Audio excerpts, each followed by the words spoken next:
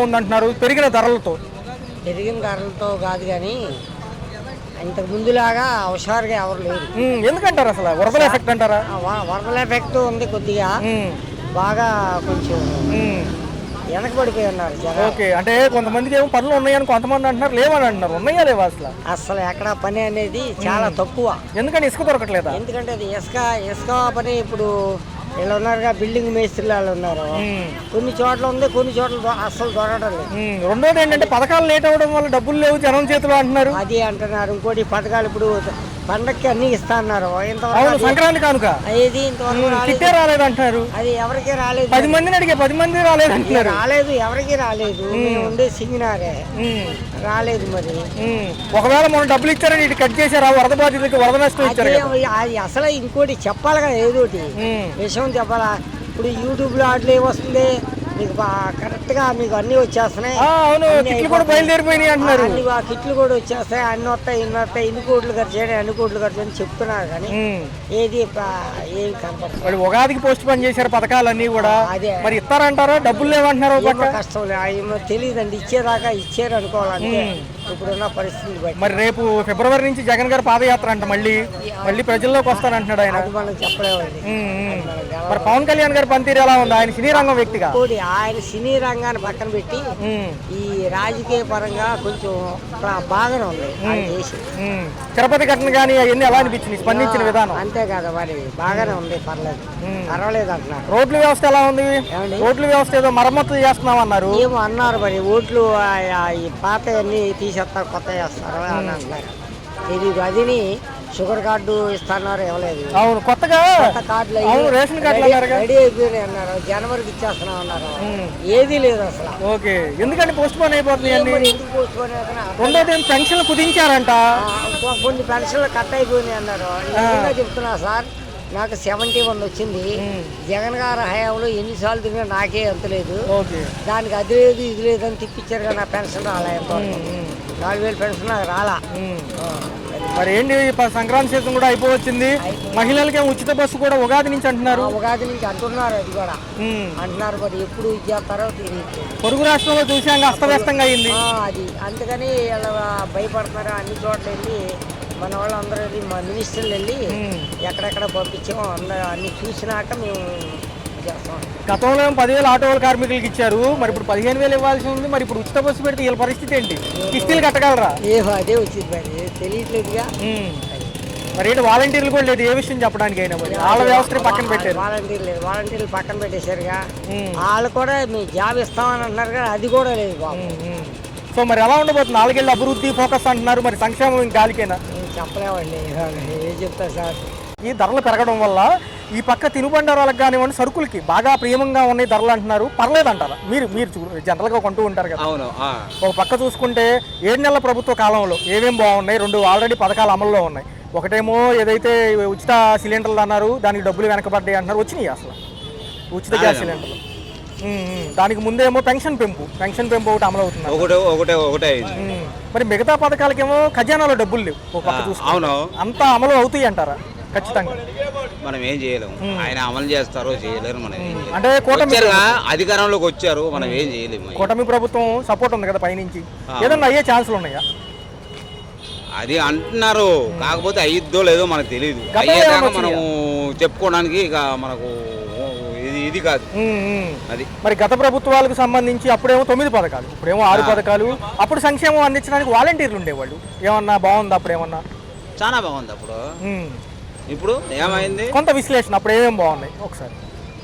అప్పుడు ఏంటంటే ఇంటి దగ్గరకు వచ్చి రైస్ కానీ మొత్తం రేషన్ రైస్ కానీ మొత్తం ఇచ్చేవాళ్ళు. ఇప్పుడు ఏంది, ఇప్పుడు ఏం లేకుండా మొత్తం అంతా వీళ్ళు ఏదో 2 పథకాలు పెట్టారు, అదే నడిపిస్తాం. అంటే ఎంతవరకు కూడా సంపద సృష్టికి మార్గాలు మళ్ళీ అంటున్నారు, ఇదేనంటారా? కట్టే. ఓకే, మరి జగన్ గారు మళ్ళీ రాబోతున్నారు ప్రజల్లోకి, ఎలా అనిపిస్తుంది? జగన్ గారు కనుక వస్తే ఎలా ఉండబోతుంది అంటారు? రావాలి, సమస్యల పైన పోరాడతానంటున్నారు ఆయన. రావాల్సిందే, సరేనా? రావాల్సిందే. ఓకే, రెడ్డి గారు రావాల్సిందే. ఓకేనా? సంక్షేమం మంచిదంటారా? అభివృద్ధి కూడా కావాలి. అది ఏంటంటే అమరావతి అభివృద్ధి కోసం ఈయన పట్టించుకోలేదు, కానీ ప్రజల మీద అభివృద్ధి కోసం జగన్మోహన్ రెడ్డి గారు వచ్చి పట్టించుకున్నారు. ఈయన ఏం చేస్తున్నారంటే అమరావతి అభివృద్ధి కోసం ఈయన పట్టించుకుంటున్నాడు. మరి పేదవాళ్ళ పరిస్థితి వదిలేసిన తెలుగు రాష్ట్రాలే కానివ్వండి, పక్క రాష్ట్రాలు కూడా జల్లికట్టు ఇలాంటివి జరుపుకుంటామంటే ఎలా అనిపిస్తుంది? సంస్కృతిని ఇంకా మర్చిపోకుండా అన్నీ చేస్తున్నట్టుంది. సార్ చూస్తే ఇక్కడ 7 నెలలు అవుతుంది కూటమి ప్రభుత్వాలు వచ్చి, ఎలా అనిపిస్తుంది? 7 నెలలు ఎలా ఉన్నాయి? సంక్రాంతికి రోడ్లు బాగు చేస్తా ఉన్నారు, బాగానే ఉన్నాయా? బాగానే ఉన్నాయి. మరి ఏంటి సార్ 7 నెలల్లో సంక్షేమ పథకాల వైపు చూసుకుంటే పెన్షన్ ఒకటి, తర్వాత ఇటు పక్క చూసుకుంటే గ్యాస్ సిలిండర్లు ఉచితం అన్నారు. మరి ఉగాది నుంచి అమ్మయ్యే పథకాలు ఎలా ఉండబోతున్నాయి? బాగా బడ్జెట్లు అంటున్నారు కదా ఈసారి. నాకు ఐడియా లేదు.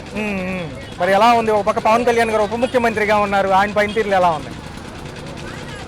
కొంచెం రోడ్లు వేస్తే బాగుంటుందండి. ఇప్పుడు జగన్ గారు రోడ్లు వేయలేదు అని అర్థమానం తెప్పుకొడుచు, అది వాస్తవం అన్నాడు. కానీ రోడ్లు వేయాలండి. అంటే అప్పట్లో సంక్షేమం ఇచ్చింది ఆయనేగా ఫస్ట్. అవునండి, 100 రూపాయలు ఆయన. రోడ్లు వేయాలండి. అప్పుడు 9 పథకాలు ఏమైనా అనుకున్నారా?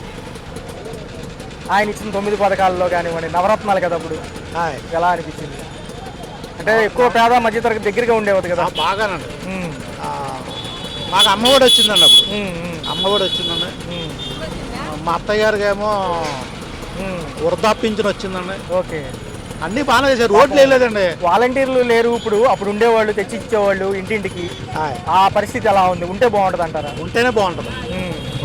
మరి పెరిగిన ఈ నిత్యావసర సరుకుల ధరలతో పాటు కరెంట్ ఛార్జీలు కొంచెం భారంగా ఉంటాయి అంటున్నారు ప్రజలు, ఎలా అనిపిస్తుంది? ఎందుకంటే 190 పైసలు పెంచారు మొన్న మధ్య, కొంచెం తగ్గిస్తే బాగుంటుంది అంటారా? కొంచెం తగ్గిస్తే బాగుంటుంది. రోడ్లు వేయాలండి, అది చాలా అన్యాయం అండి. ఏ గవర్నమెంట్ వచ్చినా రోడ్లు వేయాలండి. ఉచిత బస్సు పడితే ఎలా ఉంటుంది మహిళలకి అంటున్నారు కదా ఉగాది నుంచి? పెడితే బాగుంటుందండి, కానీ ఆర్టీసీ బాగా లాస్ వచ్చేది కదండి. అవును, పెడితే బాగుంటుంది, కానీ ఆర్టీసీ కోటలో లాస్ వచ్చేది.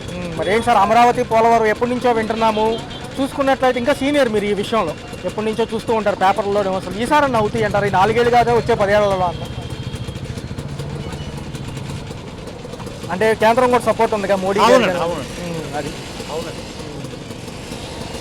అవుతుందండి. ఎందుకంటే మోడీ గారు వీళ్ళంతా కూటమి కదండి, అవుతుంది. మరి రేపు 27 తర్వాత అన్నారు జగన్ గారు ప్రజల్లోకి వస్తామంటున్నారు మరొకసారి. మరి రేపు కాకపోయినా మళ్ళీ వచ్చే నెల నుంచి వచ్చినా ఎలా ఉంటుంది అంటారు? ప్రజలు ఆహ్వానిస్తారు ఎలాగండి? జగన్ గారు పాదయాత్రగా మళ్ళీ షెడ్యూల్ పెడుతున్నారు. అవునండి, మళ్ళీ వచ్చే నెల నుంచి వచ్చినా ఓకేనా? వచ్చే నెలలో వచ్చినా ఆయనకుండే ఆదరణ ఆయనకు ఉందండి. అంతా రాజశేఖర రెడ్డి చరిస్మాడు, ఆయనకుండే చరిస్మా ఆయనకు ఉందాం. 40% ఓటింగ్ పట్టదు కదండి. అమ్మో, ఆయనే తక్కువ అంచనా వేయకూడదండి జగన్ గారు. కాదు, ఆయన రోడ్లు వేయకపోవడం వల్ల ఓడిపోయాడు. తర్వాత ఎక్కడో అమరావతి ఇక్కడ కాకుండా ఆ 3 చోట్లని అమరావతి అని అనటం వల్ల మైనస్ అయిపోయాడు. అదే ఇక్కడ అమరావతి డెవలప్ చేస్తే జగన్కి ఫుల్గా ఓట్లు పడుతున్నాడు. Okay okay. సో ఈసారి రెండు తప్పులు చేయండి జగన్. ఒకటేమో రోడ్లు వేయలేదు, రెండేమో ఎక్కడో 3 చోట్ల రాజధాని అన్నాడు. ఆ 2 తప్పు చేశాడు. లేకపోతే ఒక రకంగా ఉన్నాడు వైఎస్ఆర్. పర్వాలేదు అన్న. మరి కూటమి ప్రభుత్వాలు వచ్చిన తర్వాత కొంచెం భారంగా ఉందంటున్నారు కరెంట్ ఛార్జీలు. అవన్నీ మామూలే. మరేం జగన్ గారు ఫిబ్రవరి నుంచి పాదయాత్ర అంటున్నారు మళ్ళీ? నమ్మకం లేదన్నా. అంటే బాబాయ్ గారు చూసుకుంటే ఈ 7 నెలల పాలన ఎలా ఉంది? పనులు ఉన్నాయా? ఏం లేవన్నా. ఎందుకంటారు? చంద్రబాబు కదా పర్వాలేదు, జగన్ కదా ఆయన దారి, అది మా దారి మాది. సంక్రాంతి సీజన్ సంబంధించి కొంచెం కల తప్పింది, ధరలు ఎక్కువగా ఉండటం వల్ల. కొంతమంది రేట్లు పెంచేవాళ్ళు ఉంటారు, కొంతమంది రేట్లు పెంచే వాళ్ళు ఉంటారన్నా. నేను రంగాది బాధ నిన్నోడిని చాలా నిదానంగా ఉంటాను, అందరితో బాగుంటా. ఓకే, మరి ఏంటి 6,700 కోట్లు వదిలేరు మొన్న, పాత బకాయిలు అవన్నీ మామూలేగా. ఏంటి మరి కేంద్రం ఈసారి అన్న మనకి చేయూత ఇచ్చిద్దా, ముంచేసిద్దా? నమ్మకం చెప్పలేం. అమరావతి పోలవరం అంటున్నారుగా, అవన్నీ నమ్మకం లేదు. అవ్వంటారు ఈసారి కూడా? 4 ఏళ్ళు పరిమితి పెట్టారుగా ఏదో అభివృద్ధి.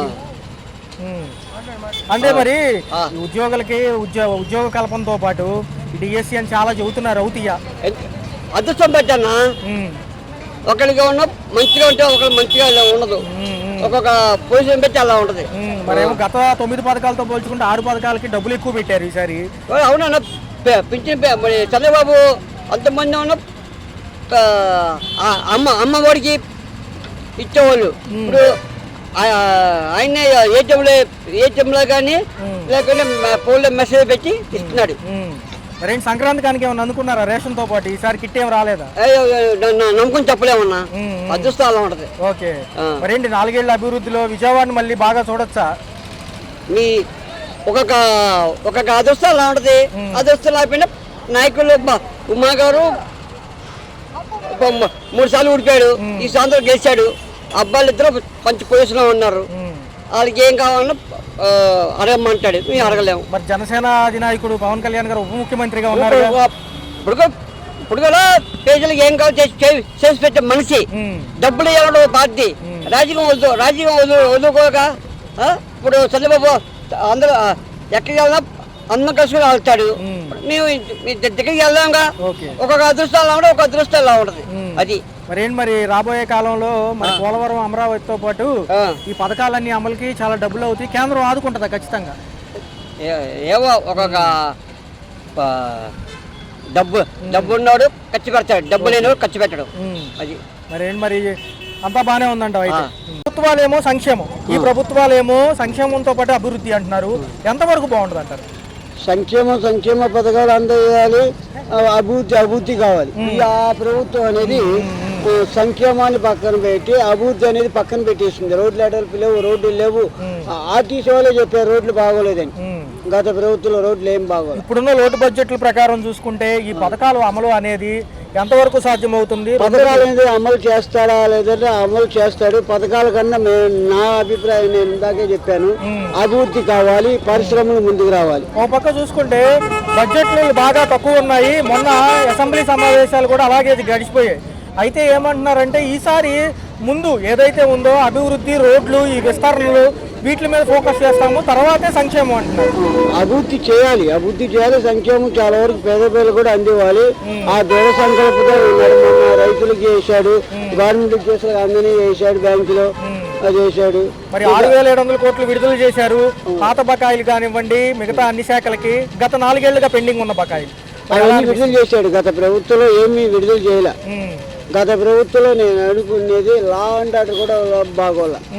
ఈ రోడ్డు సమస్య కూడా, బీసీ రోడ్డు సమస్య కూడా మొత్తం తీసేయాలి. బీసీ రోడ్డు నడవడానికి ఇరుకుంది, ఇక్కడ పోలీసులను పెట్టాలి. ఇది సమస్య మట్టి పట్టించుకోవట్లేదు. ఇక్కడ ఎమ్మెల్యేలకు వాటాలు వెళ్తున్నాయో లేకపోతే ఎవరికి వెళ్తున్నాయో ఈ సమస్య మట్టి నేను చెప్పాలి. ఉప ముఖ్యమంత్రి పవన్ కళ్యాణ్ గారు ఎలా అనిపిస్తుంది? కూటమిలో కొనసాగలేనంటున్నారు, ఎందుకని? ఈ మధ్య అధికారులు సపోర్ట్ లేదంటున్నారు, ఎందుకని? కూటమిలో ఉంటాడు, ఇంకా 15 ఏళ్ళు కూడా ముఖ్యమంత్రి కూటమిలో ఉంటాడు.